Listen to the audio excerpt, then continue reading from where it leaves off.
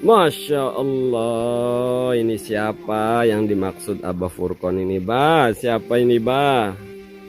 Tapi mohon maaf, Abah Furqon, kalau anak pungut ngaku anak dari ayah asuh, ya wajar, Bah. Yang repot itu kalau anak pungut ngaku intisab kepada datuk-datuknya ayah pungut. Mubeng ya? Lebih kurang ajar lagi, Bah, kalau anaknya anak pungut ngaku ngeintisab ke datuk-datuknya ayah asuh. Ini seandainya nih, Bah, ya, seandainya abah saya mungut anak, nah maka dia saya anggap saudara saya, dan dia pun boleh menganggap ayah saya sebagai ayahnya. Itu boleh. Tapi kalau dia mengaku intisab kepada kakek saya, ya nanti urus-urusan dengan saya. Gitu. Sebatas ngaku saja. Dia ayahku sebagai isnad saja ya. Sebagai isnad saja lah ya. Kalau ngaku intisab ke ayah saya, ya nanti bisa urus-urusan dengan saya. Nah, misal si anak pungutnya ayah saya ini punya anak lagi.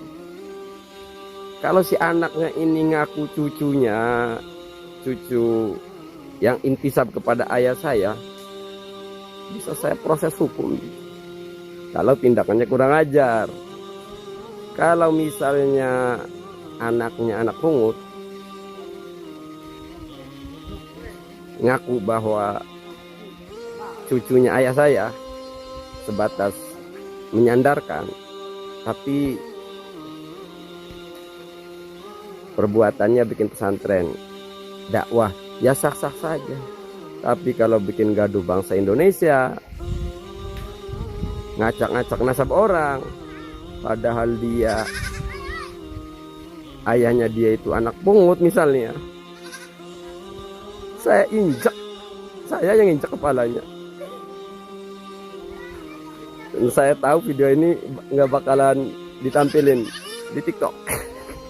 Pasti dihapus lagi. Wis mubeng balah. Gelut be bayu lah. Kita melu nih abah wis hari gelut wis. Pusing. Ngurusin anak pungut, bukan, anaknya anak pungut. Ngomong-ngomong siapa sih bah ini? Ini makalau ya. Assalamualaikum warahmatullahi wabarakatuh. Hamdan wa syukran lillah, salatu wa salaman daimaini ala rasulillah Sayyidina wa maulana Muhammad ibn Abdillah wa ala alihi wa sahbihi wa mawalah, amma ba'du. Yang saya muliakan dan yang saya hormati para alim ulama, bil khusus yang saya muliakan dan yang saya hormati Abuya Al-Qurtubi Al-Jilani, matta'anallah bi'ulumi. Salam penghormatan juga saya sampaikan kepada seluruh umat Islam yang menyaksikan video ini. Teristimewa salam penghormatan saya khususkan kepada seluruh sahabat pasukan Aswaja, sahabat akal sehat anti haluisme. Malam hari ini saya ingin menanggapi video Abuya Al-Qurtubi Jilani dalam salah satu ceramahnya di Megamendung beberapa hari yang lalu ya. Kemudian yang kedua, dalam kesempatan kali ini saya juga ingin menceritakan obrolan saya dengan Kiai Haji Maduddin dulu yang belum saya ceritakan ke kawan-kawan. Oke, kita mulai saja. Yang pertama, atas apa yang disampaikan oleh Buya Al-Qurtubi Al-Jilani, saya sangat-sangat mendukung dan sangat mengapresiasi. Bahkan harapan saya beliau melangkah dan bertindak bersama Kesultanan Banten. Kali ini memang agak berbeda dari pernyataan beliau sebelumnya. Karena kemarin beliau memberikan pernyataan sebagai muhibbin para habaib. Kali ini beliau berbicara sebagai dzurriyyah yang syarif hidayatullah. Persis seperti dugaan saya. Persis seperti kecurigaan saya. Saya mencium beliau adalah dzurriyyah Maulana Hasanuddin Banten. Dan ketika beliau sudah mengakui secara resmi di publik, ini sangat-sangat mengembirakan, khususnya untuk saya pribadi ya. Harapan saya beliau tidak melangkah sendiri, tapi dengan Kesultanan Banten. Dan teruntuk pihak Kesultanan Banten, wabil khusus yang mulia Abah Furqon, Abah Jempol, Abah Tubagus Amri, saya sebagai warga Banten mengharap agar permasalahan ini ditangani secara serius. Dalam arti jika ada pihak-pihak yang melanggar hukum, agar ditindak secara hukum sebagaimana hukum yang berlaku di negara kita. Ini jikalau ada ya, kalau tidak ada nggak usah dibahas. Itu tanggapan saya kepada apa yang disampaikan oleh Al-Mukarram wal Muhtaram Abuya Qurtubi Jailani. Kami sangat mendukung. Kemudian yang kedua nih, saya akan ceritakan obrolan saya dengan Kiai Haji Imaduddin. Ketika itu saya menyampaikan sebuah pertanyaan kepada Kiai Imaduddin, bahwa metode ini bagaimana kalau nanti dipakai untuk menyerang nasab Wali Songo ke atas? Karena dengan metode ini otomatis Wali Songo juga nasabnya akan rusak. Apa kata Kiai Haji Imaduddin? Beliau menjawab, biarkan saja menjadi misteri kalau nasab Wali Songo.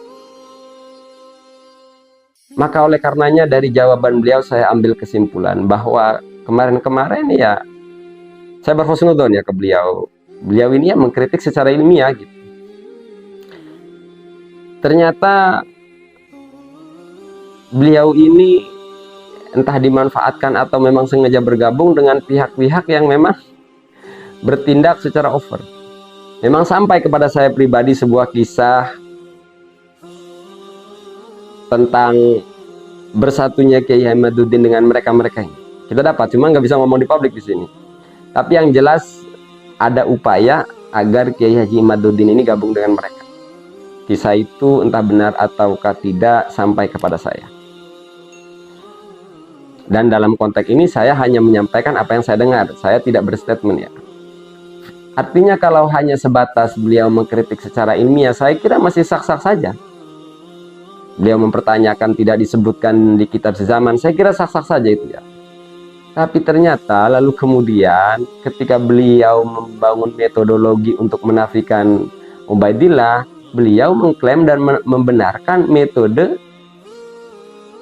kawan-kawannya. Ini kan sangat menarik ya. Oh maaf, saya salah kata. Ini kan sangat lucu gitu.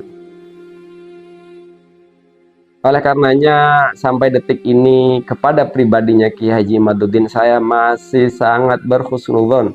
Beliau orang baik yang dimanfaatkan oleh orang buruk. Beliau orang alim yang dimanfaatkan oleh orang-orang bodoh.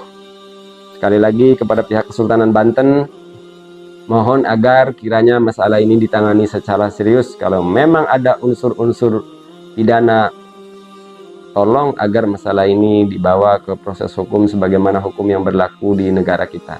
Saya kira itu saja, dan terakhir tetap kita saling menghormati, saling memaafkan atas segala riba, atas segala serangan dalam arti argumentasi ya. Tetap kita harus berlapang dada untuk tetap saling memanfaatkan agar kegaduhan ini hanya sebatas di dunia, tidak sampai kepada akhirat. Hadanallahu wa iyyakum ajmain wal afu minkum. Assalamualaikum warahmatullahi wabarakatuh.